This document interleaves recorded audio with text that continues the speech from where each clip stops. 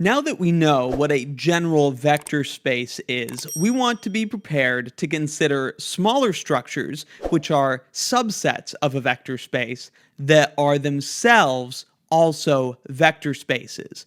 These vector spaces inside of vector spaces are called subspaces.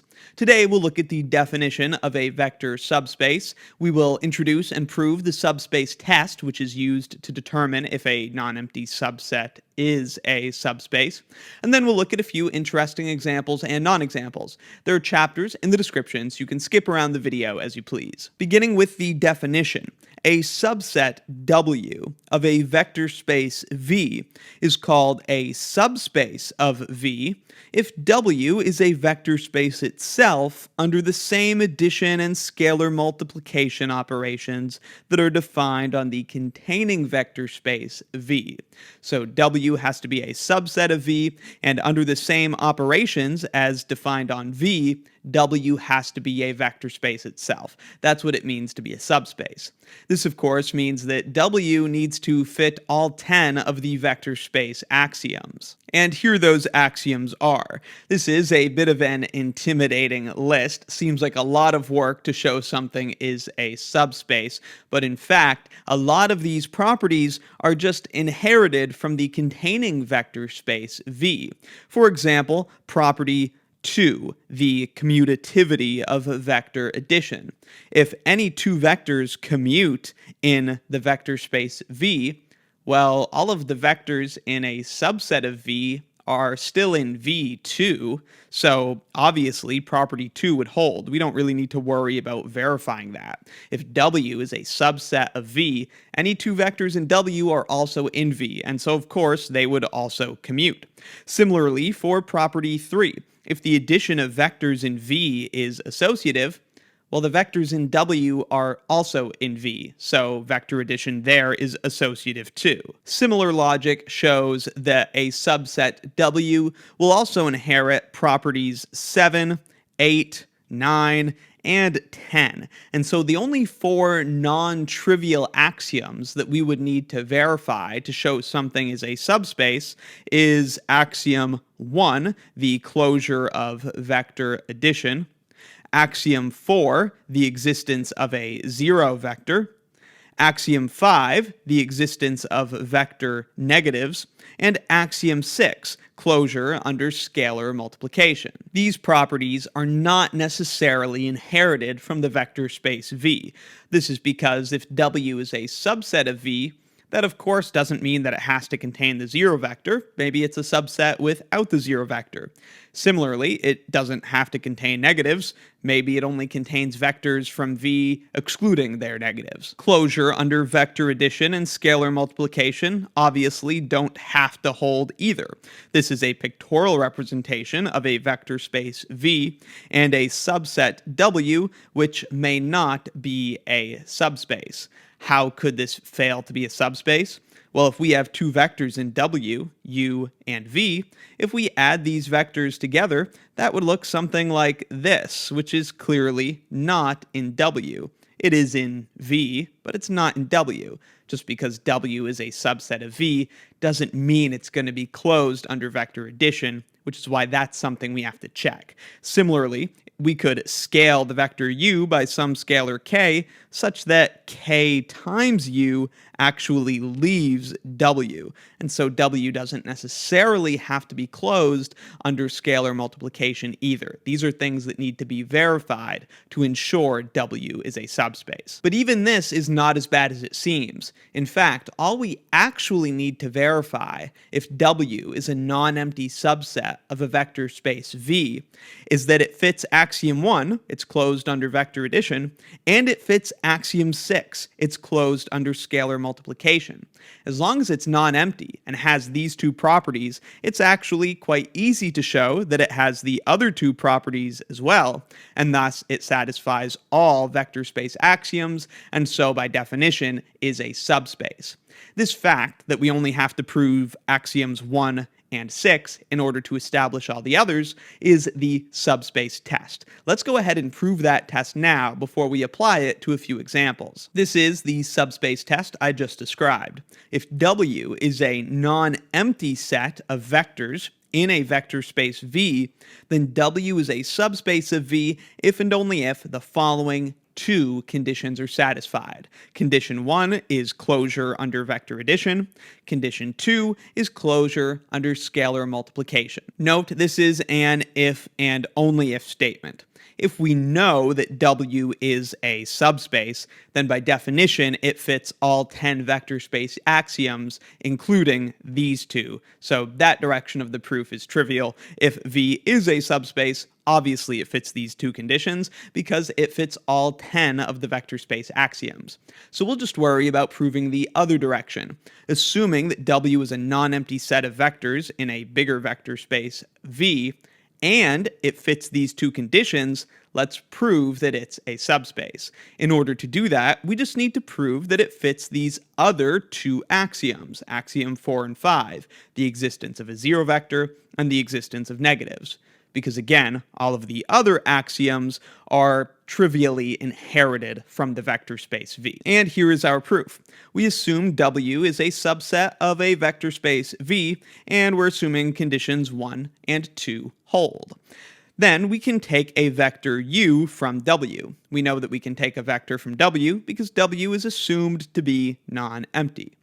We know then, by condition 2, that any scalar k times the vector u must also be in our subset W. In particular, if we multiply the arbitrary vector u by the zero scalar, we get the zero vector. And so this has to be in W because we assumed W was closed under scalar multiplication. So that forces it to contain the zero vector. Similarly, if we have this arbitrary vector u, we could multiply it by the scalar -1. That has to be in W as well because W is closed under scalar multiplication. But if we multiply a vector by the scalar -1, we get the negative of the vector. Thus, W must contain the zero vector and negatives. So this gives us an easy way to determine if a subset of a vector space V is a subspace of V. All we have to do is check that it's non-empty, and then check that it is closed with respect to vector addition and scalar multiplication. If we can prove those things, then it's a subspace. Let's jump into some examples. These first two are sometimes called the trivial subspaces because every vector space has these two subspaces. First is the zero subspace, which is sometimes denoted with a big Z. If we consider any vector space V, it must contain a zero vector because that's one of the vector space axioms. So consider the subset of V, call it W, which contains only the zero vector. By the subspace test, this is clearly a subspace of V. It's non-empty because it contains the zero vector. It's closed with respect to vector addition because the zero vector plus the zero vector is the zero vector, which is in W.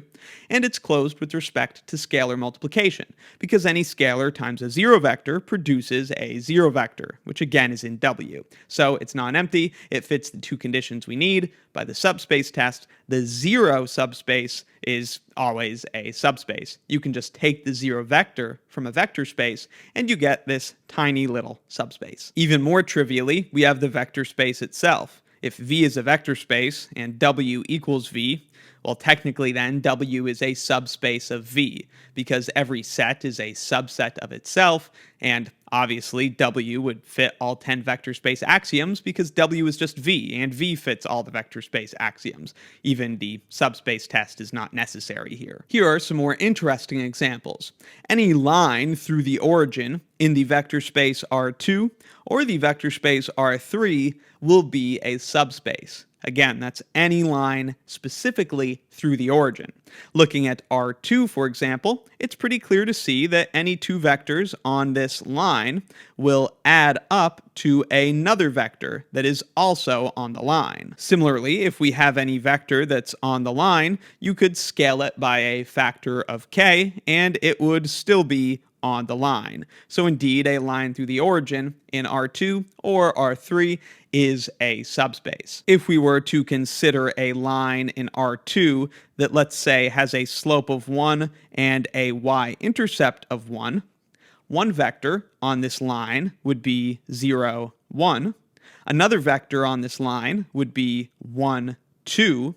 And if we add these two vectors together, we get 1, 3, which is clearly not on the line. And so this line, which isn't going through the origin, is not a subspace because it's not closed with respect to addition. We also have planes through the origin in R3. Any two vectors that are in a plane through the origin in R3 will produce, if you add them, they will produce another vector, which is also in the plane. Or if you scale one of these vectors up by some scalar k, you will also get a vector that is in this plane passing through the origin. Now, in fact, we have described all subspaces of R2 and R3. The subspaces of R2 and R3 are the zero subspace, the vector spaces themselves, lines through the origin, and in the case of R3, we also have planes through the origin. We won't prove that fact in this lesson, that these are all the subspaces of R2 and R3, but it's pretty cool that we've seen all of them. Let's look at some non-examples in R2 and R3. Here is a non-example. Consider the vector space R2 and the subset W containing only the non-negative vectors, where neither component is negative. So this would be everything in the first quadrant, or on the positive x and y axes. This is clearly not closed under scalar multiplication because the vector 1, 1 is in W, but it's negative. Multiply it by -1, you get -1, -1. That is not in W because the components of this vector are negative, so certainly they're not in W. Similarly, we could take W to have all of the non-negative vectors and all of the negative vectors. This is like 2/4 of the entire plane, and this is not a subspace either because it is not closed under vector addition. You could take -10, 0, which is a negative/non-negative vector, and you could add that to this positive sort of vector, 0, 10. Both of these vectors are in W. But if you add them together, you get -10, 10, which is in the second quadrant. One of these components is negative, one is positive. That is not in W by how W has been defined. So that is not a subspace either. Here are some examples of subspaces of n by n square matrices. The set of symmetric matrices forms a subspace because if you add any two symmetric matrices together or multiply a symmetric matrix by a scalar, there's nothing there that can introduce an asymmetry. So that is a subspace. Upper triangular matrices form a subspace of the square matrices. This is because there's nothing that adding upper triangular matrices can do, or multiplying an upper triangular matrix by a scalar. Nothing there is going to introduce a non-zero element below the main diagonal. Similarly, for lower triangular matrices, none of our operations are going to introduce a non-zero element above the main diagonal. So both of these are subspaces. And similar logic holds for diagonal matrices. Also, all multiples of the n by n identity matrix form a subspace of the n by n square matrices. This is because if you add two multiples of the identity matrix together, or multiply a multiple of the identity matrix by a scalar, you just get another multiple of the identity matrix. If you want to see these examples gone into in a bit more detail, there's a link in the description. Let's finish by looking at a non-example of the square matrices. If we consider the set of invertible n by n matrices, this is not a subspace of all n by n matrices. We could have this matrix, A, B, C, D. This is a 2 by 2 example of an invertible matrix. And it's negative, negative A, negative B, negative C, negative D, would also have to be invertible.